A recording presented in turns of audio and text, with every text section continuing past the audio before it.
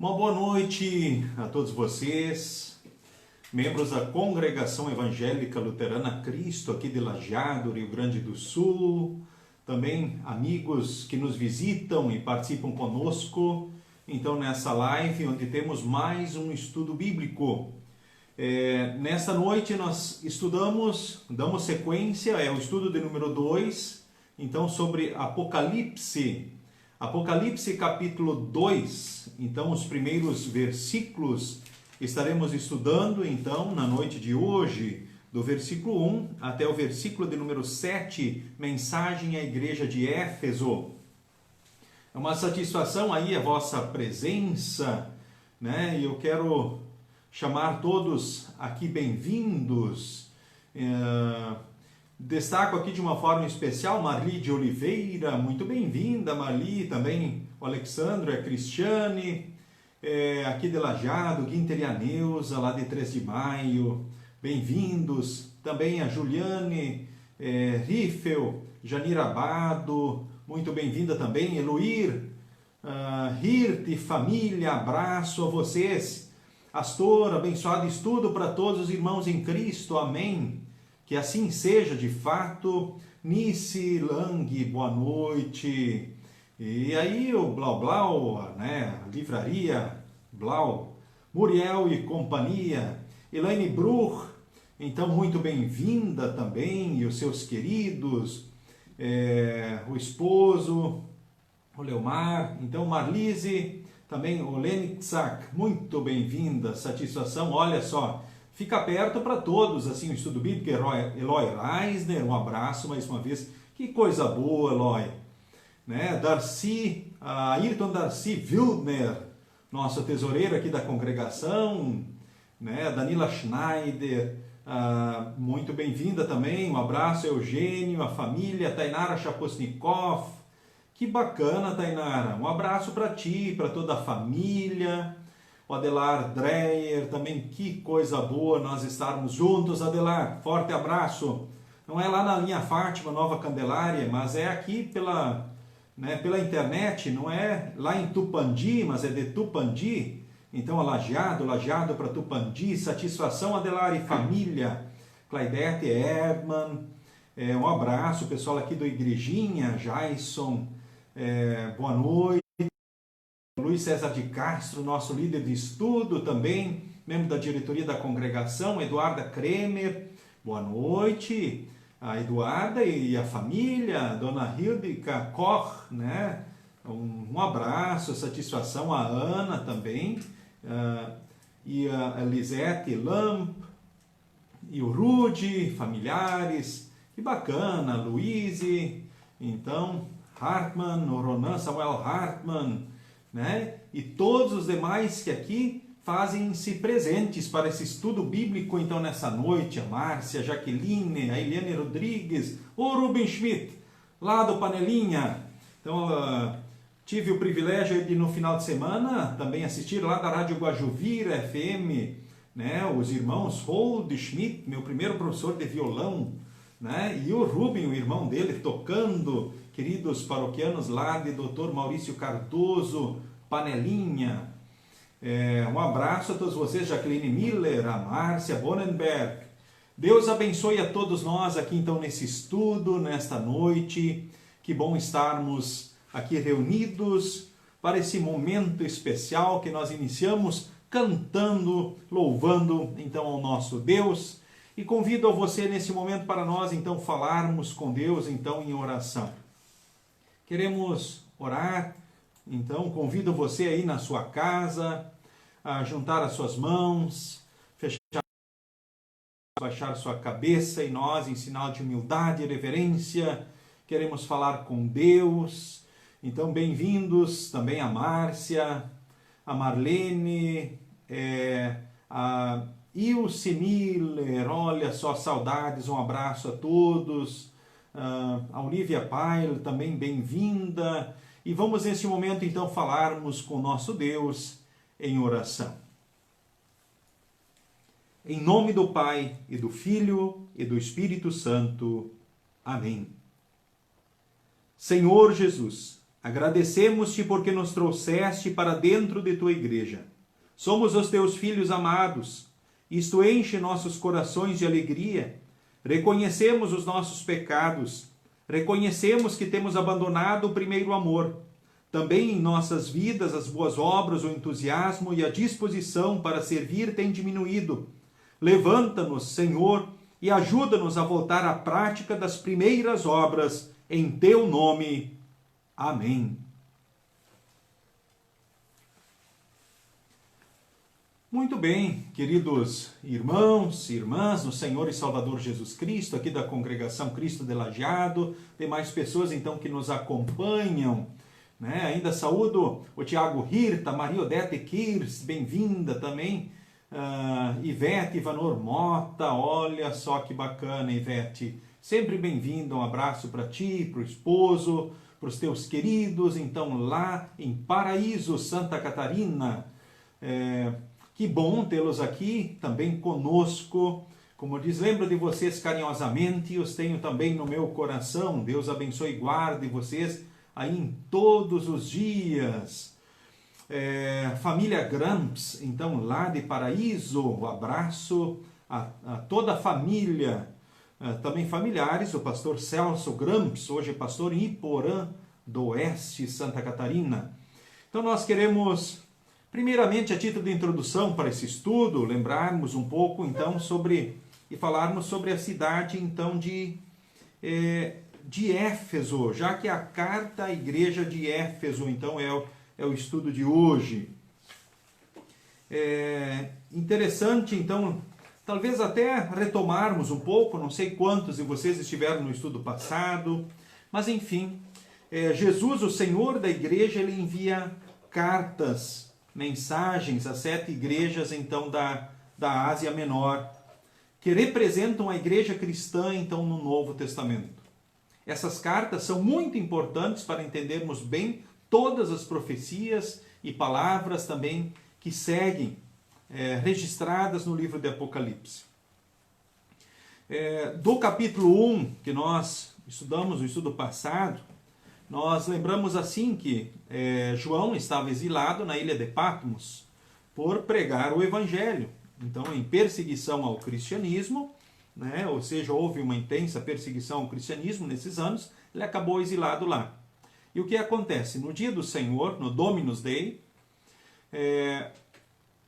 o Espírito de Deus, ou seja, o próprio Deus, ou seja, o próprio Senhor Jesus Cristo, vem a ele, Jesus se revela no seu estado de glória para ele, e João, lá na ilha de Patmos, no Dominus Dei, então ele olha para trás e o que ele vê? Ele vê num primeiro momento uma figura assombrosa, assustadora, ou seja, um homem vestindo uma roupa que chegava até os pés e com uma faixa de ouro em volta do peito. Os cabelos eram brancos como a lã ou como a neve, os seus olhos eram brilhantes como fogo. Os pés brilhavam como bronze refinado na fornalha e depois polido, e a sua voz parecia o barulho de uma grande cachoeira. Na mão direita ele segurava 7 estrelas, e da sua boca saía uma espada afiada dos 2 lados, e o seu rosto brilhava como o sol do meio-dia. Aí a pergunta era, o que aconteceria conosco se olhássemos para trás e víssemos algo parecido que João viu? E aí ele olha para trás, na verdade, e vê essa figura, e o que acontece com ele? Ele cai aos pés de Jesus como se estivesse morto. Ou seja, não há joelho que não se dobre diante de uma figura dessas. Ou seja, era o Cristo que se mostra no estado de glória para João. E agora, lembrando, o homem estava com candelabros de ouro. Então, o que eram esses 7 candelabros de ouro? As 7 igrejas. Por que esses candelabros eram de ouro? Porque eles foram purificados pelo sangue de Jesus Cristo, pelo sangue do Cordeiro de Deus, que é o Senhor, o nosso Salvador. E em suas mãos está a igreja. Ou seja, eles são luzeiros também de Cristo a brilhar no mundo. Ou seja, purificados no sangue de Cristo, a igreja é, e ela também brilha a luz de Cristo então ao mundo. lembrando o próprio texto, ainda Apocalipse capítulo 1, ainda o versículo 13, diz, ele vestia uma roupa parecida, ou seja, ele vestindo uma roupa que chegava até os pés, com uma faixa de ouro em volta do peito, ou seja, era uma roupa sacerdotal. Em volta do peito uma faixa de ouro, ou seja, não era qualquer sacerdote, mas era o grande sacerdote da ordem de Melquisedeque, ou seja, o sacerdote, o chefe dos sacerdotes. Então estava ali quem? Jesus, o grande sacerdote da ordem de Melquisedeque. E os cabelos eram brancos como a lã ou como a neve, ou seja, santos, sem pecado. Os olhos eram brilhantes como fogo, ou seja, aos olhos de Jesus nada escapa, ele tudo vê, ele tudo sabe. Os pés brilhavam como bronze refinado na fornalha e depois polido, ou seja, ele não tem pés de barro, ele fica em pé por si mesmo. Não como os deuses com pés de barro, como o profeta Daniel fala. Ou seja, a voz dele era o barulho de uma cachoeira, ou seja, demonstrava o poder de Jesus. Na mão direita ele segurava então as 7 estrelas. As 7 estrelas são os anjos das 7 igrejas, ou seja, os mensageiros, os pastores dessas igrejas. E eles brilhavam como estrelas, por quê? Porque proclamavam por palavras e obras a luz de Cristo que guia ao céu. E assim é até hoje. Olha que bacana. O estudo passado foi no dia do pastor ainda, não é verdade? Lembrando que foi no dia do pastor e que consoladores para os pastores saberem que são estrelas na mão direita do Senhor Jesus, brilham como estrelas porque proclamam por palavras e obras a luz que guia então ao céu, a luz de Cristo que guia então para o céu. E as comunidades cristãs, então no mundo inteiro, nós podemos dizer assim, também a nossa, estão rodeadas por muitos problemas nos dias de hoje. Pelo materialismo, o mundanismo, a indiferença. E as 7 igrejas dirigidas, as igrejas no Apocalipse, têm uma mensagem muito importante para todas elas. Especialmente para cada um de nós e também para a tua e para a minha comunidade. Todas as cartas têm alguma coisa em comum, né? Todas elas se dirigem ao pastor, ao anjo da igreja, ou seja, de cada congregação. Cada uma das 7 cartas é dirigida ao anjo da igreja, que é o pastor. Logo depois, então, se apresenta sempre o remetente. É como se fosse um juiz que emite também, então, sempre uma sentença, ou elogio, ou juízo, né, condenação. Esse juiz é o mesmo que disse. O que aconteceu? O que ele disse para João? Quando João caiu aos pés daquela figura aparentemente assombrosa, essa figura vem e coloca a mão direita então sobre ele e diz: não tenha medo, eu sou o primeiro e o último, eu sou aquele que vive, estive morto, é o versículo 18, Apocalipse 1, mas agora estou vivo para todo sempre. Eu tenho autoridade sobre a morte e sobre o mundo dos mortos. Então, portanto, escreva as coisas que você vai ver, tanto as que estão acontecendo agora, como as que vão acontecer depois. Escreva. Ou seja, escreva e depois destine então às igrejas. Então, queridos irmãos, Ele é o Senhor, Jesus Cristo é o Senhor da igreja, é o Salvador da igreja. Segue então sempre um elogio, né? Somente uma das igrejas não recebe elogio, a igreja de Laodiceia. Depois, costumeiramente nas cartas vem uma repreensão. Somente Esmirna e Filadélfia não recebem repreensão. Depois o juiz lembra o que vai acontecer à cidade se tudo permanecer como está. Qual é o destino dessa cidade, ou seja, se permanecer como está. Então cada igreja é conclamada a ouvir o que o Espírito tem então a dizer. E por fim há uma promessa de recompensa para cada congregação, o que mostra também, conforme nós lemos em Isaías 55:11, que a palavra de Deus ela não volta vazia. Por pior que seja a vida de uma congregação cristã, sempre há discípulos fiéis que são chamados também de vencedores. E é esses que se dirigem, então, à promessa da salvação. Convido você, então, a pegar agora a Bíblia em Apocalipse, capítulo 2, o versículo de número 1. Então, vamos ler, então, os textos indicados. Primeiramente, eu leio todo o texto e, na sequência, vamos retomando, lendo versículo a versículo e comentando, então, o texto. Então, assim vai acontecer, então, o nosso estudo também de hoje. Ao anjo da igreja de Éfeso, escreva o seguinte: esta é a mensagem daquele que está segurando as 7 estrelas na mão direita e que anda no meio dos 7 candelabros de ouro. Ou seja, indo então ao texto adiante, vamos ler todo ele. Eu sei o que vocês têm feito. Sei que trabalharam muito e aguentaram o sofrimento com paciência. Sei que vocês não puderam suportar pessoas más. E sei que puseram à prova os que dizem que são apóstolos, mas não são. E assim vocês descobriram que eles são mentirosos. Vocês aguentaram a situação com paciência e sofreram por minha causa sem desanimarem. Porém, tenho uma coisa contra vocês. É que agora vocês não me amam como me amavam no princípio. Lembrem do quanto vocês caíram. Arrependam-se dos seus pecados e façam o que faziam no princípio. Se não se arrependerem, eu virei e tirarei o candelabro de vocês do seu lugar. Mas vocês têm a seu favor isto: odeiam o que os nicolaítas fazem, como eu também odeio. Portanto, se vocês têm ouvidos para ouvir, então ouçam o que o Espírito de Deus diz às igrejas. Aos que conseguirem a vitória, eu darei o direito de comerem da fruta da árvore da vida que cresce no jardim de Deus. Até aqui, então, o texto. Umas palavras, então, sobre Éfeso. Então, Éfeso era uma cidade bastante grande, né, uma das maiores, então, da Ásia, com aproximadamente 255 mil habitantes. Então, ela foi considerada por muitos como sendo a 3ª cidade da fé cristã, ficando, então, apenas atrás de Jerusalém e da Antioquia. Era uma cidade muito rica. Em Éfeso, aí trabalharam, então, alguns personagens como Áquila, Priscila, Paulo, Apolo, Timóteo e o próprio João.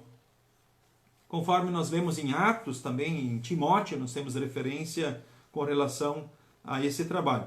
A igreja ela foi fundada, então, pelo apóstolo Paulo, em torno do ano 51, então, depois de Cristo, conforme Atos, capítulo 18. Em Éfeso estava o grande templo da deusa Diana. O grande templo da deusa Diana estava em Éfeso. Olha só, esse livro eu tenho emprestado de um irmão da congregação, o Sr. Rudi Schneider, né, que teve o privilégio de poder fazer essa viagem, conhecer, né, esses locais. Nós temos outros irmãos da congregação Cristo aqui de Lajeado, que também puderam visitar, então, as cidades, ou seja, as trajetórias, os caminhos, então, por onde passaram, então, o apóstolo Paulo, né? Os caminhos do apóstolo Paulo. E com certeza é muito interessante, né, a gente poder olhar então um pouco então da história então de Éfeso, né? Olha só algumas imagens, né, que coloca aqui também diante de vocês, então, que estão colocadas nesse livro que os nossos irmãos compraram lá justamente lá nessas cidades, né, fazendo então turismo, puderam conhecer então esses lugares, que podem também ser pesquisados na internet. Muito interessante então poder olhar e viajar então por esses locais e ver aonde eles ficam, né, esses locais, então a própria cidade então de Éfeso, né. Uma das grandes então maravilhas justamente de Éfeso era o templo da deusa Diana, conforme também Atos 19:35, uma das consideradas maravilhas do mundo antigo, cujo culto então tinha como característica principal a sensualidade. As sacerdotisas nos cultos da deusa Diana entregavam o seu próprio corpo aos cultuadores, ou seja, tinha rituais de prostituição. E o principal negócio da cidade, ou seja, o que girava a economia da cidade, era a fabricação de miniaturas então da deusa Diana, né? Para que os seus visitadores pudessem então comprar e levar então para casa. Aí nós podemos imaginar então a situação, né, de Éfeso, qual era a realidade então da cidade de Éfeso, né? O principal negócio era a fabricação então dessas miniaturas da deusa Diana, que eram vendidas então aos cultuadores e aos visitadores então da cidade. Também se praticava ali muita superstição e muitas artes mágicas. A gente pode imaginar o que era ser cristão então nessa cidade, né, repleta justamente por adoração, ídolos e templos pagãos e tudo mais, né? É interessante que até eu tenho um mapa aqui bem interessante aqui do que é hoje então os marcos, né, os pontos então de Éfeso, né? Ou seja, Éfeso com certeza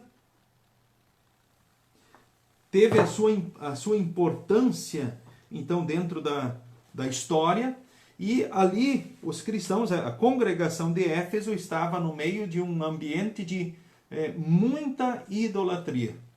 E ainda a economia praticamente da cidade girava justamente em torno da venda de imagens justamente dessa deusa Diana.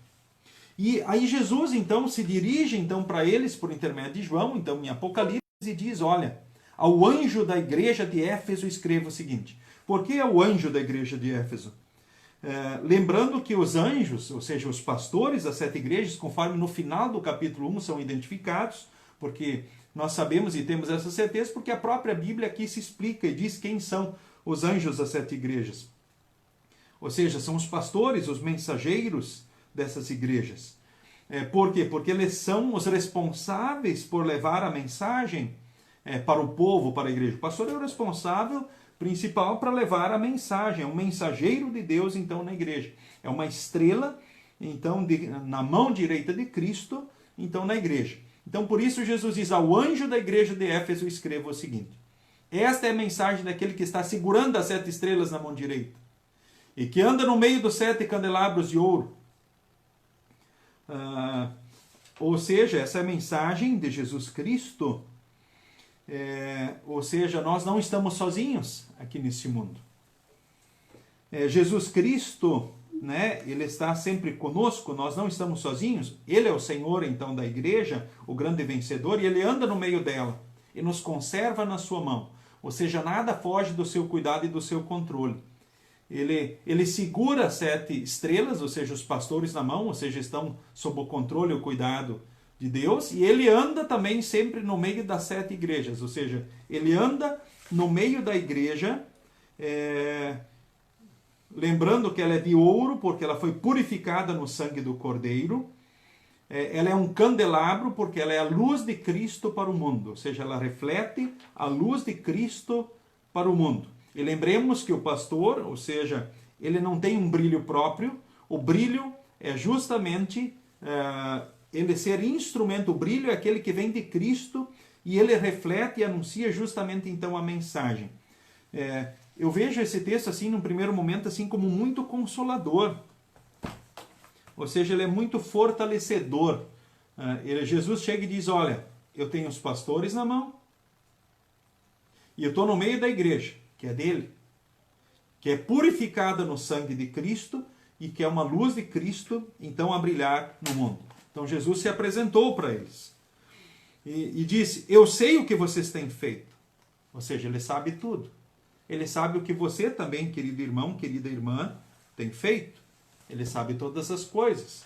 Ele sabe, né, o que nós temos feito. Ele sabe tudo o que você tem feito. Isso é bom ou é ruim? Jesus saber tudo o que você tem feito. Ele saber tudo o que nós fazemos. Sabemos que, ora, pensando no pecado, nós não gostaríamos que ele soubesse, não é verdade? Mas, por outro lado, saber que, ora, também somos fiéis, ou seja, dedicados e consagrados, motivados nesse amor, isso também é bom. Puxa, Jesus com certeza se importa com isso e ele tudo vê, ele tudo sabe. Ou seja, nada passa desapercebido, ou seja, ele tudo vê. Eu sei o que vocês têm feito. Isso é ruim diante do pecado, mas diante do pecado nós pedimos o perdão e a força pelo Espírito Santo para corrigir o que está errado. Então está tudo bem. Mas aqui, ou seja, tem um elogio, ele diz, eu sei que vocês trabalharam muito e aguentaram o sofrimento com paciência. Aguentar o sofrimento com paciência, ora, não é fácil, não é verdade? Você perde fácil a paciência diante dos sofrimentos da tua vida? Ou seja, lembremos que é muito importante, né, para que o Espírito Santo possa nos dar os frutos que nós precisamos, ele precisa ser oportunizado, agir em nós pela palavra e sacramentos. Aí nós lembramos assim que a palavra de Deus ela é indispensável na nossa vida e a própria Santa Ceia é indispensável na nossa vida, o encontro com o próprio Senhor Jesus, que vem a nós com seu corpo e sangue para nos fortalecer na fé. Aí nós lembramos, então, quanto mais o Espírito Santo tem oportunidade de agir em nós, e ele age,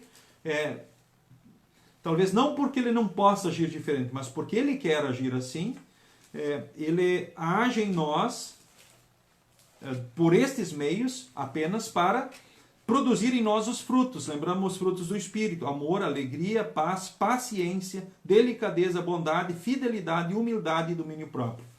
Ou seja, para a gente enfrentar o sofrimento com paciência, as tribulações com paciência, a gente precisa estar sempre sendo fortalecido na fé pela palavra e pela Santa Ceia. Ou seja, num primeiro momento estava tudo bem com a igreja de Éfeso, porque o próprio Senhor Jesus aqui diz que ele sabia o que eles estavam fazendo. Ele diz, eu sei que trabalharam muito e aguentaram o sofrimento com paciência. Sei que vocês não podem suportar pessoas más, e sei que puseram à prova os que dizem que são apóstolos, mas não são. E assim vocês descobriram que eles são mentirosos. É muito interessante também, né, essas palavras aqui, né? Jesus anda no meio da igreja, ele conhece as atividades da igreja, né? Que evangelho Deus observa, ele vê, ele sabe, ele conhece cada um de nós. Que lei, né? Eu sou visto, Deus me enxerga, me conhece, não posso me esconder, talvez alguém pense, né? Se a gente lembrar do Salmo 139, o próprio Salmo 139 também reconhece isso, né? E diz, ó Senhor Deus, tu me examinas e me conheces, sabes tudo o que eu faço, de longe conheces todos os meus pensamentos, tu me vês quando eu estou trabalhando e quando eu estou descansando, tu sabes tudo o que eu faço, antes mesmo que eu fale, tu já sabes o que eu vou dizer, estás em volta de mim por todos os lados e me proteges com o teu poder. Eu não consigo entender como tu me conheces tão bem, o teu conhecimento é profundo demais para mim. Aonde posso ir a fim de escapar do teu espírito? Para onde posso fugir da tua presença? Se subir ao céu, tu lá estás. Se eu descer ao mundo dos mortos, lá estás também. Ou for viver nos lugares mais distantes do ocidente, ainda ali a tua mão me guia, ainda ali tu me ajudas. Eu poderia pedir que a escuridão me escondesse, que em volta de mim a luz virasse noite, mas isso não adiantaria nada, porque para ti a escuridão não é escura, e a noite é tão clara como o dia. Tu não fazes diferença entre a luz e a escuridão, e tu criaste cada parte do meu corpo, tu me formaste na barriga da minha mãe. Eu te louvo porque deve ser temido. O texto é maravilhoso, né? Diz assim, tu viste quando os meus ossos estavam sendo feitos, quando eu estava sendo formado na barriga da minha mãe, crescendo ali em segredo, tu me viste antes de eu ter nascido. E os dias que me deste para viver foram todos escritos no teu livro, quando ainda nenhum deles existia. Ó Deus, como é difícil entender os teus pensamentos, eles são tantos. Todo o Salmo 139 é um belo salmo, que, por um lado, pode ser visto talvez até como lei, como assustador, por outro lado, a gente vê assim o carinho, o amor, o cuidado que Deus tem por cada um de nós, os seus filhos. Ou seja, ele tem um carinho, um cuidado especial por cada um de nós, seus filhos. Por você e por mim, ele tem então um cuidado muito especial. Que bacana, né? Como é bonito isso, ler essas palavras tão bonitas. E Jesus diz, eu sei o que vocês têm feito. Eu sei o que vocês têm feito. Jesus diz para ti, eu sei o que você tem feito. Talvez é interessante a gente pensar, podemos pensar assim, se a tua congregação não existisse mais, ela faria falta? Faria falta para quem? Para quem ela faria falta? Ou se você não existisse mais, para quem você faria falta? Que falta você faria? Quem sabe em Lajeado, né, o Tupandi, Dr. Maurício Cardoso, ou outra cidade, Garibaldi, enfim, que falta você faria aonde você está? Quem sabe na igreja, né, na tua família, na sociedade, no mundo, que falta você faria? Que falta a igreja faria? Que falta você faria? Aí nós começamos a pensar sobre a questão, né, justamente da importância que cada um de nós tem, né, aonde está. Jesus disse para os cristãos de Éfeso: eu sei o que vocês têm feito. Vocês trabalharam muito, aguentaram o sofrimento com paciência. Isso somente a partir do fortalecimento da fé. Sei que vocês não podem suportar pessoas más. Ou seja, isso não faz parte do cristão, ou seja, compactuar com o mal, ou com pessoas que fazem o mal. Ou seja, isso não é algo que para nós é agradável, simpático, ou seja, nós não compactuamos com os que fazem o mal. E é interessante então pensarmos, ou seja, isso é algo natural do cristão, não gostar daqueles que fazem o mal. Podemos pensar aí em todas as áreas, né, onde estão essas pessoas.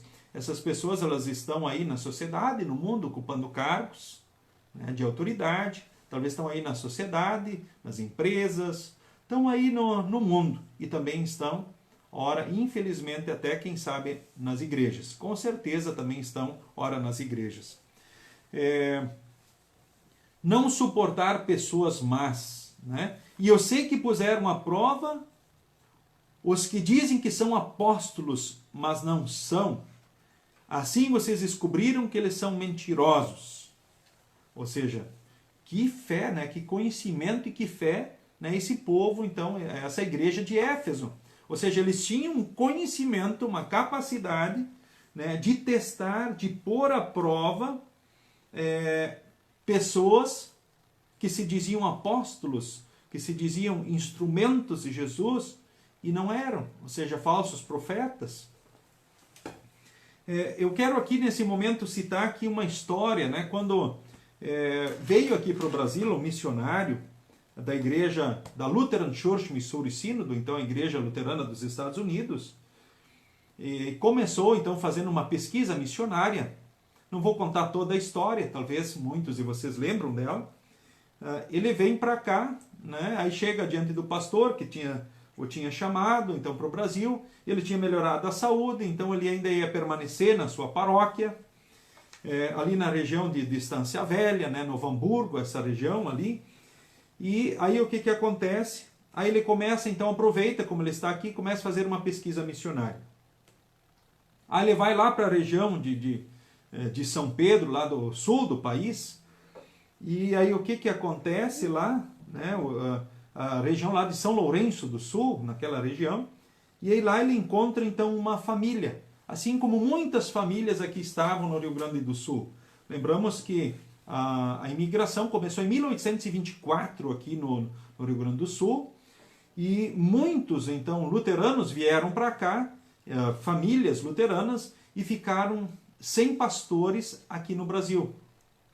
E nesse período, então, o que acontecia? O ancião, a pessoa talvez com mais estudo, conhecimento na palavra, cuidava então dos seus, então da sua família, então daquele grupo de famílias, e muitas congregações foram constituídas também nesse período. Então o líder, o ancião, ele cuidava de todo o serviço religioso. Ele realizava as cerimônias, ele pregava a palavra, ele ensinava então a doutrina e assim por diante. Era alguém que zelava e cuidava, ou seja, acabava sendo então pastor então do rebanho. E aí chega então esse pastor, né, o pastor Brothers dos Estados Unidos, então lá nessa colônia, e encontrou um senhor chamado Govert. E esse senhor Govert, né, quando ele se apresentou, disse que era um pastor luterano, ele disse, muito bem, então vamos ver se você é quem você diz que está falando. E aí ele fez uma prova bíblica, conhecimento nas doutrinas bíblicas com ele, para ver se de fato ele era quem ele estava falando. E há pouco tempo, então, esse missionário, tão decepcionado com a vida mundana do povo gaúcho, ou seja, a maioria do nosso povo, infelizmente, era levado pela bebida, pelos bailes, pelas festas, o mundanismo.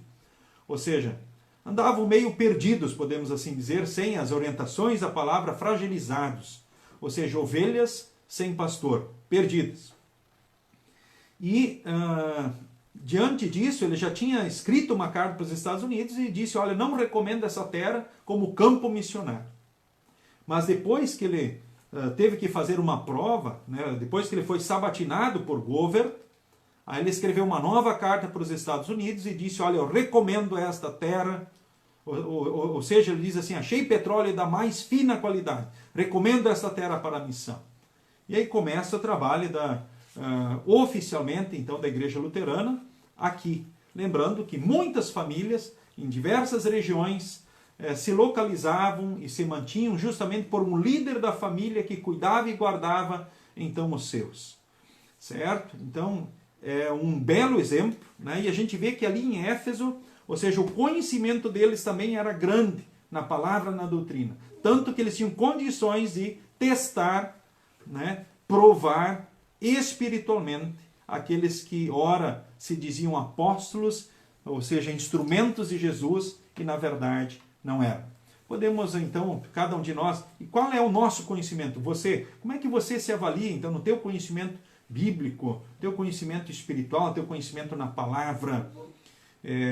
Você se vê em condições justamente de defender a doutrina, defender a palavra, ou quem sabe testar alguém, né? Porque hoje o que a gente vê assim, muitos acabam sendo levados por qualquer vento de ensinamento, ou pessoas que usando a Bíblia saem ou vão andando, vão ensinando, ou tentando arrebanhar pessoas ou levar pessoas às próprias igrejas. Qual é a tua firmeza espiritual no teu conhecimento da palavra? Bom, nós retornando então ao próprio texto, aqui na sequência, né? Eles suportaram, ou seja, puseram a prova os que se diziam apóstolos, mas não são. E assim vocês descobriram que eles eram mentirosos, ou seja, eles tinham conhecimento e capacidade na palavra de testar e pôr à prova pessoas que se diziam apóstolo. É interessante isso, né? Além, né, a gente destaca aqui, né, que cada pregador que se apresentava era posto à prova pelos anciões da congregação, ou seja, disciplina na doutrina, né? Ou seja, eles também avaliavam, ou seja, eles estudavam, ou seja, isso é algo sério, é algo importante. A gente poderia dizer, é um controle também de qualidade. Indo o próprio texto, então, adiante, né? O versículo 3. Vocês aguentaram a situação com paciência e sofreram por minha causa sem desanimarem. Puxa, que palavras bonitas Jesus disse para eles. Vocês aguentaram a situação com paciência, sofreram por minha causa sem desanimarem, sem esmorecer. Ou seja, eles tinham alegria, eles tinham ânimo, eles tinham fervor. Isso é maravilhoso. Porém, tem uma coisa contra vocês, o versículo 4. É que agora vocês não me amam como me amavam no princípio. Ou seja, vocês perderam, usando outra linguagem, vocês perderam o primeiro amor. Ou seja, vocês não me amam mais como me amavam no princípio. Ou seja, qual era a admoestação de Jesus para eles? Estava tudo bem no passado, mas de repente eles abandonam o primeiro, então, amor. Perderam o entusiasmo, a vontade, a dedicação que tiveram em outros tempos. Aos nossos olhos, talvez isso não pareça um problema tão grave, não é verdade? Estamos acostumados a ver isso, não é assim? Afinal, ninguém mantém o mesmo ritmo, o mesmo entusiasmo, já que falamos em amor. O que acontece no namoro? O que acontece no casamento?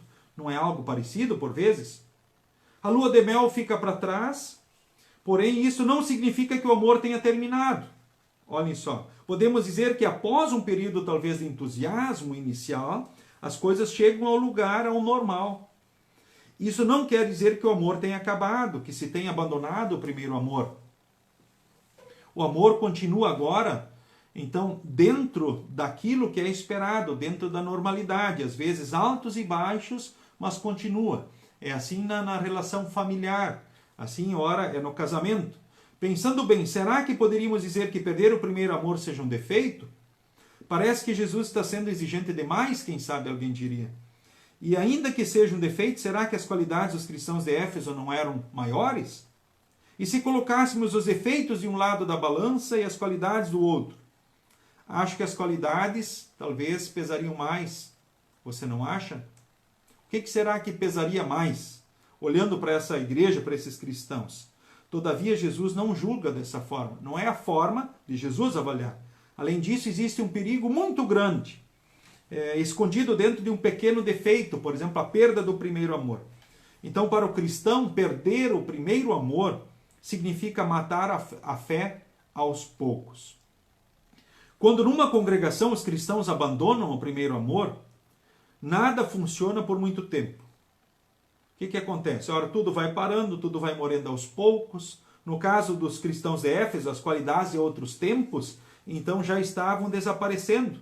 Tanto que Jesus diz que, ou seja, lembram do quanto vocês caíram. Ou seja, olha o quanto vocês regrediram. E aí adiante no versículo 5 ele diz, arrependam-se dos seus pecados e façam o que no princípio. E façam o que faziam no princípio. Se não se arrependerem, eu virei e tirarei o candelabro de vocês do seu lugar. Ou seja, então perder o primeiro amor é sério. Com certeza é sério, com certeza é muito complicado. Né? Podemos analisar agora como está a tua fé, como era a tua fé, como está a tua fé, os frutos da fé, a tua vida com Deus, a tua vida diante da tua congregação, o teu zelo, cuidado pessoal, espiritual no dia a dia. Você mantém um entusiasmo na fé, a força, ou você decaiu? Você acha que está crescendo espiritualmente, talvez na tua fé, como membro da tua igreja, na congregação, ou você acha que tem decaído espiritualmente? Como é que você se avalia? Eu acho que podemos perceber, então, qual é o problema, né? Então, o perder o primeiro amor, ou seja, o decair espiritualmente, quer dizer que a fé vai esmorecendo, vai diminuindo. Então, não são fases diferentes, como talvez dentro do casamento, dentro do namoro, que existem fases diferentes.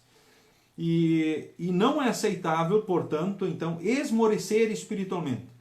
Eu fui dedicado e consagrado um tempo. Sim, mas e por que eu não sou mais consagrado e dedicado hoje? Ou seja, motivado na fé e no amor a Deus. É produzir frutos de louvor, adoração e serviço a Deus. Isso é algo que se espera do cristão, então, a vida toda. Né? Ou seja, é algo para a vida toda. E podemos nós pensar, né, que, então, o decair espiritualmente não é algo ao qual a gente deve se acostumar, não é algo normal e comum. Ou seja, bom, eu já fui instrumento firme, ativo, forte, né, e agora, né, eu posso me acomodar porque eu já fiz a minha parte e assim por diante. Não. Ou seja, isso é decair, como Éfeso, então, decaiu. Quantas coisas talvez a gente pode agora avaliar também nas realidades das congregações. O incentivo e o desafio é voltar à prática das primeiras obras. Antes de mais nada, voltar a Jesus, de quem vem a motivação para todas as obras cristãs. Então, se as pessoas esmorecem espiritualmente na prática da fé, na verdade elas esmorecem com o próprio Senhor Jesus, porque Ele é o motivador. É voltar ao Evangelho, é voltar à Santa Ceia. As obras, então, são frutos da fé. Então, se você abandonou a prática de obras cristãs, se você abandonou, talvez, trabalhos, atividades da sua congregação, volte urgente para elas. Bom, você está firme, é ótimo. Né? Ou seja, vocês que já estão participando aqui, talvez temos restrições hoje, né, presenciais, né? Ou seja, já estamos recomeçando aí com relação a atividades, né? das congregações, assim também Lajeado, então tivemos a volta então dos cultos, ou seja, não nos acomodemos espiritualmente, ou seja, nós precisamos, motivados no amor, continuar avançando, nos alimentando na palavra para que a gente não venha esmorecer, ou para que a gente mantenha a paciência, a força, né, o ânimo, a coragem, né, em todos os dias, em todos os momentos da nossa vida. E o texto aqui também de Apocalipse, ali diz assim, adiante, o versículo 6 diz, mas vocês têm a seu favor isso, odeiam o que os nicolaítas fazem, como eu também odeio. Então, quem eram esses nicolaítas? Odiavam as obras dos nicolaítas. Eles eram pessoas que seguiam as doutrinas de uma carta provavelmente mal interpretada de um diácono chamado Nicolau, conforme Atos 6:5. Então eles se caracterizavam pela sensualidade, por realizarem festas pagãs. Segundo eles, podia-se pecar à vontade, para que assim a graça e o perdão de Deus fossem mais abundantes ainda. Hoje existem os chamados antinomistas, por exemplo, que dizem que não devemos pregar a lei na igreja, ou seja, que são contra a lei, nomos é lei, anti são contra a lei na igreja. Esses nicolaítas, por tentarem seduzir os cristãos para esses caminhos errados, foram expulsos da congregação. Ou seja, o que eles tinham a favor deles? Que eles odiavam os nicolaítas, que estavam dentro daquele contexto já deturpado de Éfeso, onde o culto pagão e a idolatria, né, predominavam, ou seja, eles não concordavam, eles tinham então expulsado os nicolaítas, que eram aqueles que diziam assim, não, que a gente pode pecar à vontade, né? Quanto mais pecado, maior a graça de Deus sobre nós. O risco que é quando hoje também as pessoas falam contra a lei, ou seja, de não se poder pregar a lei na igreja, ou seja, os chamados antinomistas. É preciso que haja lei e evangelho, sempre a palavra de Deus. Lembremos que a espada, ou seja, da boca do Cristo da glória saiu uma espada afiada dos dois lados. A lei e o evangelho, elas andam juntas. E nos textos aqui, as cartas às igrejas, nós percebemos muito bem. Nós vemos, primeiramente, os elogios, as palavras incentivos, quando há, e aí depois vem a lei, ou seja, o chamado ao arrependimento, a mudança de vida, para quê? Para evitar o pior, a desgraça e a condenação. Eu cito aqui o texto de Romanos capítulo 6 também, do versículo 1, diz assim, portanto, o que vamos dizer? Será que devemos continuar vivendo no pecado para que a graça de Deus aumente ainda mais? Isso era um pensamento típico dos nicolaítas. É claro que não. Nós já morremos para o pecado, então como podemos continuar vivendo nele? Com certeza vocês sabem que quando fomos batizados para ficarmos unidos com Cristo Jesus, fomos batizados para ficarmos unidos também com a sua morte. Assim, quando fomos batizados, fomos sepultados com ele por termos morrido junto com ele. E isso para que assim como Cristo foi ressuscitado pelo poder glorioso do Pai, assim também nós vivamos uma vida nova. E adiante ainda o texto diz, o versículo 14, o pecado não dominará vocês, pois vocês não são mais controlados pela lei, mas pela graça de Deus. Ou seja, quando pecamos, nós não nos assombramos, porque em Cristo já temos o perdão, então o pecado não nos domina e destrói, mas na graça de Deus nós vivemos o perdão, o consolo, a força e o redirecionamento. Então não vale a regra dos nicolaítas, quanto mais pecado, maior a graça de Deus sobre nós. Ou seja, é preciso sim que seja pregado lei e evangelho. Ou seja, é preciso provar os espíritos, ou seja, é preciso o fortalecimento na fé e o cuidado espiritual da própria igreja, com os ensinamentos e com aqueles que ensinam dentro da própria igreja, para que esses não ensinem falsamente falsas doutrinas, para que não venham, então, falsos ensinamentos que venham a predominar ou a crescer como um fermento ou a fruta podre dentro do cesto que acaba, né, estragando então toda a cesta. Um pouco de fermento leveda toda a massa. Vocês vão lembrar justamente dessas expressões então bíblicas. Então qual é o cuidado que a congregação está tomando para evitar para que haja doutrinas falsas em nosso meio? Que cuidados nós temos para evitar doutrinas falsas em nosso meio? A quem é que cabe a vigilância para a manutenção da doutrina em nosso meio? Ao pastor ou à congregação? Qual é o exemplo dos irmãos da igreja da Bereia no Novo Testamento? Atos capítulo 17 é um texto também que mostra, né, nós temos um exemplo aqui muito bonito então dos cristãos da Bereia, né? Atos 17, o versículo 10 ao versículo 12. Texto que também nesse momento leio diante de vocês. Diz assim: logo que anoiteceu, os irmãos enviaram Paulo e Silas para a cidade de Bereia. Quando chegaram lá, eles foram à sinagoga. As pessoas dali eram mais bem educadas do que as de Tessalônica e ouviam a mensagem com muito interesse. Olha só, ouvir a mensagem com interesse. Todos os dias estudavam as Escrituras Sagradas para saber se o que Paulo dizia era mesmo a verdade. Olha só, escutavam ela com muito interesse e todos os dias, ou seja, estudavam as Escrituras para ver se Paulo, o que ele dizia de fato era verdade. E assim, muitos judeus creram e também não judeus, tanto mulheres da alta sociedade como também muitos homens. Mas, claro, aí adiante o próprio texto, mas quando os judeus da Tessalônica então souberam que Paulo tinha anunciado a palavra de Deus também em Bereia, foram até lá e começaram a agitar e atiçar o povo contra eles. Puxa vida, né? O diabo sempre busca estragar, mas Deus acaba transformando os males em bênçãos, né? Então os irmãos enviaram Paulo imediatamente para o litoral, porém Silas e Timóteo ficaram na Bereia. E os irmãos que protegiam Paulo levaram até a cidade de Atenas. E a gente sabe por onde, então o apóstolo Paulo foi indo, né? Também o evangelho foi sendo anunciado, a mensagem foi sendo pregada, a igreja foi se espalhando, né?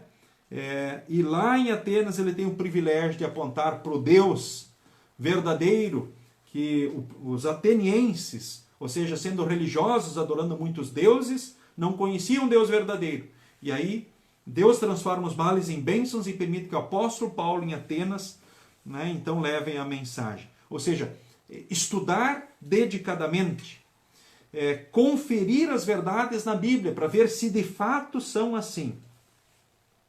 É um desafio para nós e um incentivo para nós, para permanecermos na fé, não corrermos esses riscos, não perdermos o primeiro amor ou recuperarmos os frutos, a fé e os frutos da fé diante de Deus, diante do próximo. O próprio texto aqui, agora voltando então ao texto de Apocalipse, capítulo 2, diz assim, ainda o versículo de número 5, relendo o texto: lembrem do quanto vocês caíram. Ou seja, nós infelizmente podemos decair espiritualmente, fragilizar espiritualmente, na fé, consequentemente nos frutos da fé. Cuidemos disso. Alimentar a fé na palavra e sacramentos é muito importante para a gente permanecer na fé, crescer na fé. Se hora decairmos, voltarmos. Se hora cairmos no pecado, na ação do Santo Espírito, chegarmos ao arrependimento e buscarmos corrigir o que está errado, né, para não cairmos na pior desgraça, que é a condenação eterna no inferno. Arrependam dos seus pecados, façam o que faziam no princípio. Se não se arrependerem, eu virei e tirarei, né, o candelabro de vocês do seu lugar. Ou seja, vocês vão desaparecer. Vocês vão deixar de existir. Em outras palavras, nós entendemos o seguinte, né, que a história da igreja, a história dos povos, a história das famílias se faz a partir do relacionamento com Deus. Você já ouviu essa afirmação? De quem você ouviu essa afirmação? Bom, olhemos e estudemos a história também dessas igrejas. E aí nós podemos imaginar, ou seja, entender muitas coisas. O que aconteceu justamente com esse povo, ou seja, com essa igreja? Né? O que acontece com os povos do mundo, com as famílias? A história se faz a partir do relacionamento com Deus. Quer as pessoas reconheçam ou não, essa é uma verdade que a gente vê também aqui na Escritura registrada. Se não se arrependerem, eu tirarei o candelabro do seu lugar. Bom, vocês odeiam os nicolaítas, como eu também odeio. Isso está a favor de vocês. Portanto, se vocês têm ouvidos para ouvir, então ouçam o que o Espírito diz às igrejas. Quem tem ouvidos para ouvir, ouça. Aos que conseguirem a vitória, eu darei o direito de comerem da fruta da árvore da vida, que cresce no jardim de Deus.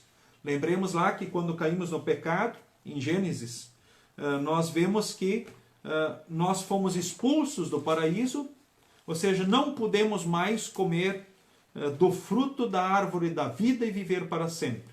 Ou seja, aqueles que, diz aqui a igreja de Éfeso, aqueles que conseguirem a vitória, ou seja, que permanecerem firmes até o fim, serão salvos, ou seja, vão comer da fruta da árvore da vida e viver para sempre, ou seja, vão ir para o céu, vão ter a salvação, a vida eterna com Deus. Ou seja, existe aqui uma repreensão, um alerta: vocês abandonaram o primeiro amor, vocês me abandonaram, ou seja, vocês não estão mais como vocês eram, vocês precisam voltar. Então, a igreja tinha pureza de doutrina, tinha disciplina cristã, mas faltava voltar então o primeiro amor. A vida cristã tinha se tornado um costume, uma rotina. Eles tinham perdido o fervor cristão. Eu acho que é um texto assim fantástico para nós avaliarmos também e olharmos para a nossa congregação. Aquilo que no livro de Atos havia sido elogiado, né, na vida dos primeiros cristãos, o amor e o serviço, tinha se percebido. Jesus apontou aqui em Éfeso, então, num primeiro momento. No segundo momento, eles tinham perdido esse amor e esse serviço. Será que esse não é também o grande problema de muitas comunidades hoje? O que você acha? Será que esse não é o grande problema de muitas comunidades nos dias de hoje? Comunidades cristãs? Falta fervor missionário. Ora, as ofertas são fracas. A vida cristã não é ora praticada. Esfriamento, acomodação, falta de entusiasmo, dedicação. O serviço é feito mais por obrigação, ora, do que por amor. Isso provoca ressentimentos. Daí, quando o meu ego é atingido, ou de repente alguém diz: puxa, agora eu não sou reconhecido, eu não sou honrado, e olha tanto que eu fiz nessa igreja ou nessa congregação e agora não estou sendo valorizado. Ou seja, podemos ver que quando não é o amor que move, e aí quando o ego é atingido, aí facilmente se vive ressentimentos. Ou seja, se vive decepções. É interessante isso. Ou seja, quando não fazemos ou não nos movemos no amor na própria congregação, isso é danoso e traz também dificuldades, pode trazer problemas justamente então também para a vida cristã. Então o verdadeiro amor, o amor completo, o amor pleno, o amor esse que vem de Deus, que nos move, faz a gente dizer com o apóstolo Paulo: já não sou eu mais quem vive em mim, é Cristo quem vive em mim. É o amor de Cristo que me constrange a louvar, adorar, servir com a vida, tempo, dons e bens, a ofertar a Deus também na igreja. Interessante que eu vi muitas pessoas nesse período de pandemia dizendo assim: eu também preciso nessa época pagar a igreja, né? Ou seja, dar o meu pagamento, porque a igreja também precisa. Puxa vida, não é a motivação certa, não deixa de ser verdade no momento, né? Agora, por outro lado, por que nós ofertamos? Nós ofertamos, nós trabalhamos, nós servimos motivados no amor de Deus, e porque Deus espera isso de nós, seus filhos, que sirvamos a Ele motivados no amor, com a vida, tempo, dons e bens.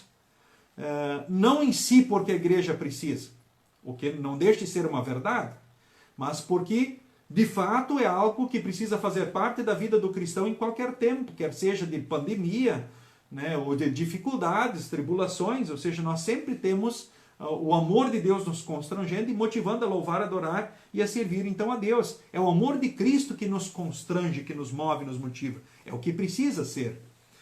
Então o primeiro e verdadeiro amor faz parte, faz com que então eu me entregue, me dedique, me coloque à disposição no serviço e não esqueça de louvar, adorar e servir também a Deus. Façam que também a gente confesse, então, com os lábios, né, a fé, e que se concretiza em obras, em frutos que brotam do coração transformado, alegre e consagrado. Éfeso perdeu o primeiro amor, e nos dias de hoje não existe nenhuma igreja cristã por ali. Olha que interessante. E muito do que se viu, hoje se vê como, né, infelizmente, lá se vê muitas ruínas, são os pontos de visitação hoje de Éfeso. Esse livro mostra um monte de ruínas que são visitadas, né? Ou seja, não há igreja cristã lá em Éfeso. Com certeza, uma história muito triste, não é verdade? Uma história muito triste vermos que hoje se vê um monte de ruínas. As ruínas são os pontos de visitação de Éfeso. O que aconteceu com a igreja? Parece que ela não ouviu esse chamado, né, que o próprio Senhor Jesus Cristo fez a eles. Se vocês não ouvirem, enfim, eu tirarei o candelabro de vocês do seu lugar. Ou seja, vocês vão desaparecer, vocês vão deixar de existir. Esse é um aspecto, assim, por um lado, talvez chocante, não é verdade? Mas, por outro lado, dizer assim que nós corremos riscos com relação à nossa fé. Lembremos que o diabo, o mundo e a carne tenta nos tirar de Jesus, nos destruir, né, levar rumo à condenação, à desgraça eterna. Podemos pensar também com relação à congregação, à igreja, né, ali a tua igreja, a tua congregação. Lembrar a importância dela, como ela está crescendo espiritualmente ou não, ou ela está decaindo espiritualmente, você, pessoalmente falando. Você está crescendo espiritualmente? Você está decaindo espiritualmente? Você perdeu o primeiro amor? Ou seja, você continua seguindo sem desanimar? Vocês amam Cristo como amavam desde o princípio? Ou vocês decaíram no amor também com relação a Cristo? Olha que interessante, um chamado. Lembra-te.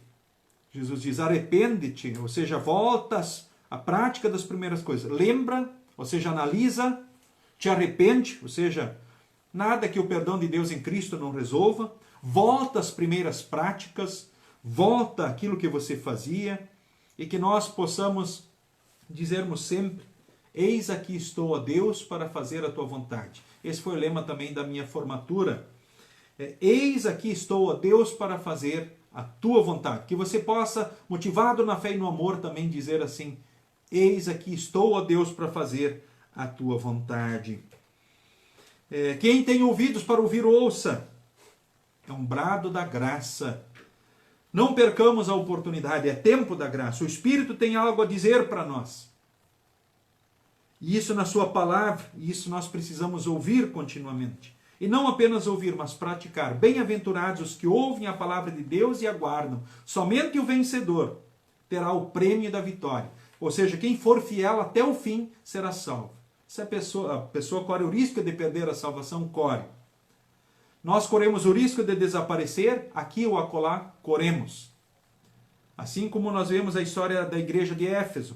Então, correi de tal maneira, ou seja, se esforcem. Ou seja, existe uma responsabilidade pessoal, ou seja, a fé é Deus que põe, Ele conserva e leva a fé a produzir frutos, sim. Mas existem orientações, a começar na lei. A lei de Deus, ela não salva ninguém, mas pela lei vem o pleno conhecimento do pecado.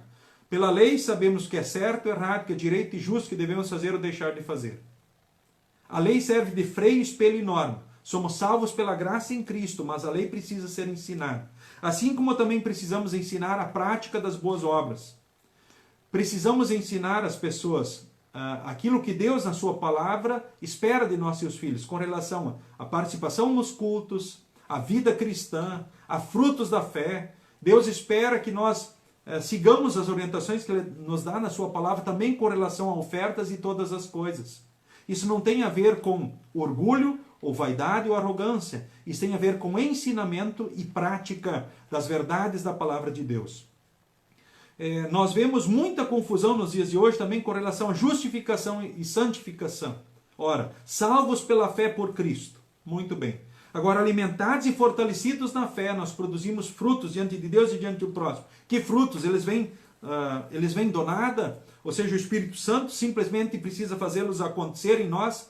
Sim, Ele faz acontecer em nós, mas orientado na palavra. Ele usa sempre a palavra e os meios da graça para nos ensinar. Lembremos, o prêmio não dá para imaginar, calcular e medir. né? A árvore da vida e viver para sempre. Ou seja, nós vamos recuperar o que perdemos no início, o paraíso perdido. Dessa árvore ficamos privados por causa do pecado, por isso fomos expulsos do paraíso. E nós vamos novamente comer do fruto dessa árvore e viver para sempre. Essa árvore aponta Jesus Cristo, a árvore da vida eterna. Quem de nós não quer chegar a este prêmio? Né? Será que não perdemos o primeiro amor? Ou seja, será que amamos Cristo como amamos ora no passado? Como é que está a tua vida individual como cristão, como membro da tua congregação? Como você se vê como membro da igreja? Eis a mensagem. Ela é tão atual quanto lá, né? Mais de 2000 anos. Puxa vida. Ou nem tanto, ou quase 2000 anos, né? Pensando na igreja de Éfeso, lembrando o tempo de fundação da congregação. Que bom que você está aqui, querido irmão, querida irmã. E para concluir, dizer assim, lembre, a história se faz a partir do relacionamento com Deus. Que nós possamos nos alimentar na fé continuamente. E com certeza termos uma linda história com Deus, permanecendo firmes e fiéis até o fim. Queremos cantar então nesse momento, então mais um hino. Nada poderá nos separar do amor de Deus em Cristo Jesus. Convido você aí a cantar comigo, então, nesse momento final também do estudo bíblico de hoje.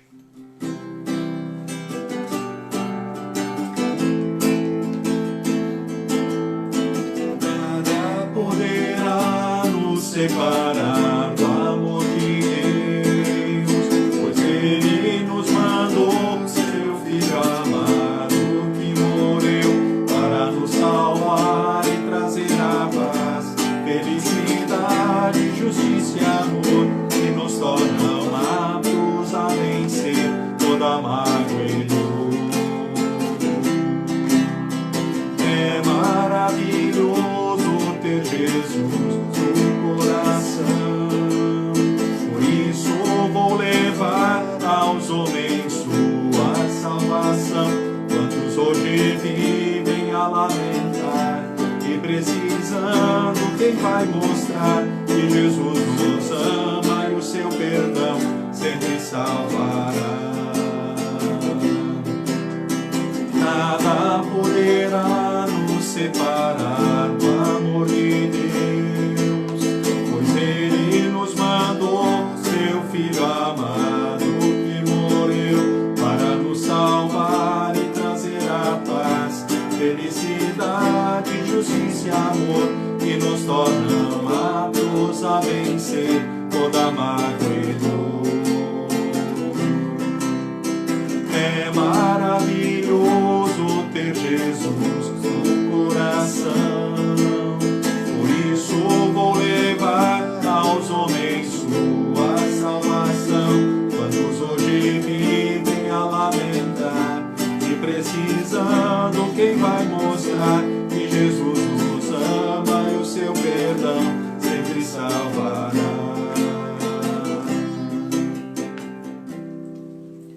Neste momento final, saúdo a todos vocês que aqui participaram conosco desse estudo bíblico. Boa noite, Zé Luiz Pereira, aí de Barros Cassal, também parte do Distrito Alto Taquari, né? Uma honra tê-lo aí, Zé Luiz, também com a sua família. Gessi Fomer, também boa noite.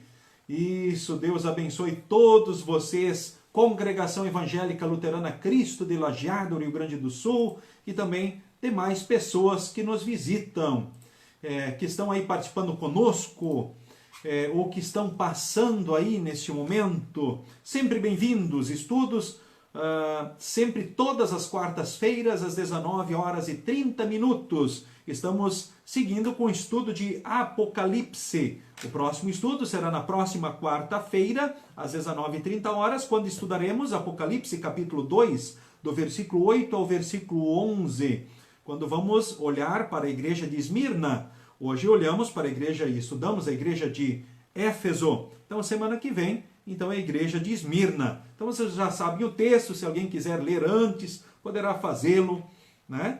Então, nesse momento, queremos finalizar falando com Deus, então, em oração. Convido você para mais um momento de oração. Junte suas mãos, feche os seus olhos e falemos com Deus em oração.